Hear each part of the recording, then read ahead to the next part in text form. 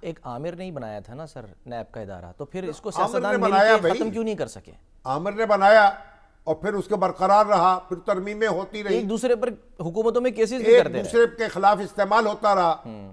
اگرچہ آزاد ادارہ تھا کہتے تھے، یعنی اس کو مقرر کرتے تھے تو وزیر اعظم اور قائد حزب اختلاف چیئرمین کو مقرر کرتے ہیں اتفاق رائے سے۔ اب تو یہ مسئلہ ہے نا، سیف الرحمان صاحب کے اس کے بنی وہ تو احتساب بیورو تھا نا یار، پرانی بات تو کہا جا رہا ہے، وہ نیب نہیں تھی، وہ احتساب بیورو تھا، وہ تو ایک سرکاری محکمہ تھا، جیسے ایف آئی اے ہے، جیسے اور پولیس ادارے ہیں۔ پھر یہ اس کے بعد تو یہ پرویز مشرف صاحب نے ایک نیب بنائی ہے، پہلے تو نیب کا چیئرمین ان کو جواب دیتا تھا، وہی مقرر کرتے تھے۔ پھر یہ ہوا جب ہماری حکومتیں آئی ہیں جمہوری، انہوں نے یہ فیصلہ کیا کہ وزیر اعظم اور قائد حزب اختلاف مل کر نامینیٹ کریں گے، اور مل کر پھر جاوید اقبال صاحب جو تھے وہ مشترکہ طور پر نامینیٹ ہوئے، شاہد خاقان عباسی صاحب اور عمران خان صاحب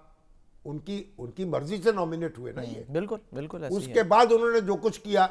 وہ تاریخ کا حصہ ہے، بدترین ایک باب ہے ہماری سیاسی تاریخ کا۔ اور اب تو خیر بہت ہی تبدیلیاں بھی ہو چکی نیب میں، اب چیئرمین جو ہیں وہ بھی ایک یعنی فوجی افسر ہیں، ریٹائر بھلے آدمی ہیں، ان سے اس طرح کی شکایتیں تو نہیں پیدا ہوئی جس طرح کی ان سے تھی، لیکن بہرحال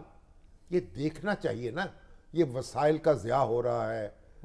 انرجی کا ضیاع ہو رہا ہے۔ اگر یہی کام حقیقی طور پر جو کرنے والے ہیں خرد برد، ان کے لیے لگایا جائے، ان کا پیچھا کیا جائے، لیکن ہوا تو ہے نا شاید ان کا تعاقب کیا جائے۔ کلیم کرتا ہے نا نیب کہ ہم نے بہت سے عام لوگوں کے جن کے یعنی کہ جو پیسے ڈوب گئے تھے ان کو واپس کروایا ہے۔ وہ کیا ہے، یہ ہمارے ہاؤسنگ اسکیمیں اور دوسرے، لیکن جو کچھ اس کے علاوہ ہوا ہے، لوگ گرفتار ہوئے ہیں، ہفتوں مہینوں بند رہے ہیں جیلوں میں۔ ہمارے میر شکیل الرحمان کے ساتھ کیا ہوا، ایک پرائیویٹ ایک مسئلہ تھا پلاٹ کا، ان کو 7 مہینے تک قید رکھا۔ 34 سال حسن اقبال کے ساتھ کیا ہوا، شاہد خاقان عباسی کے ساتھ کیا ہوا، سعد رفیق کے ساتھ کیا ہوا، ایک لمبی کہانی ہے۔ تو اب اس کو ہمیں بیٹھ کر احتساب تو ہونا چاہیے، دنیا میں ہوتا ہے نا، مگر حکومتوں کو اس سے کوئی سروکار نہیں ہونا چاہیے، اور جو ایجنسیاں ہیں، انٹیلیجنس کے ادارے، ان کو بھی یہ جرت نہیں ہونی چاہیے کہ وہاں قدم رکھیں۔ صحیح۔ شاہد صاحب، نیب نے، ایف آئی اے نے، اسٹیٹ بینک نے، ایف بی آر نے تمام شریف خاندان کو کلیئر کر دیا ہے کہ ان کے خلاف کوئی کرمنل ریکارڈ نہیں ہے، ڈاکومنٹ لکھ دیا ہے، کوئی ٹیکس ڈیفالٹر نہیں ہے، کوئی کنونشن نہیں ہے، کوئی کنونشن نہیں ہے، اور کھلے عام بالکل وہ کلیئر ہیں، دودھ کے دھلے ہیں۔ ٹھیک ہے، اب ٹھیک ہے، ہمیں دودھ ہو یا پانی ہو تو بہرحال قانون کے سامنے سب جواب دہ ہیں، اور قانون کو بالاتر ہونا چاہیے، تو ان کو مبارکباد پیش کر دیں، بس اور کیا ہے۔ اب آپ کو تو پریشانی ہو رہی ہے؟ نہیں، مجھے کوئی پریشانی نہیں، میں تو یہ تھا کہ یہی ادارے آج سے چند ماہ قبل وہ ایک لمبی داستان پریس کانفرنس کرتے تھے، وہ بڑے بڑے ادارے بہت سے ان کے سربراہ ہوتے ہیں، میں تو رپورٹ کرنی،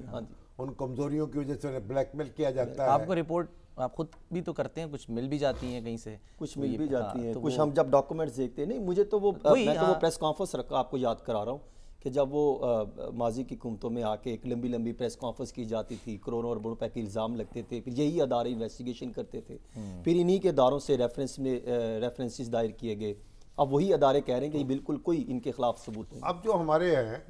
ہمارے عمران خان صاحب، اب تو وہ زد میں ہے نا، وہ زد میں، ایک مقدمہ، پھر دوسرا مقدمہ، پھر تیسرا مقدمہ ہے، بالکل دوسرا مقدمے پر مقدمہ، اور پتہ نہیں پھر کہ ایک دن ایسا ہے کہ وہ بھی بری ہوتے چلے جائیں، اور اسی کی ہم رپورٹ کر رہے ہیں، اور پھر آپ اسی طرح بیٹھے ہوئے رپورٹ کر رہے ہوں۔ بالکل ایسے۔ اور وہ دیکھیں نا، ہمارے جو جسٹس منیر شیخ تھے سپریم کورٹ کے، تو پریزیڈنٹ اسحاق خان نے بڑے ریفرنس بھیجے تھے ان کے خلاف، محترمہ بینظیر بھٹو کے خلاف،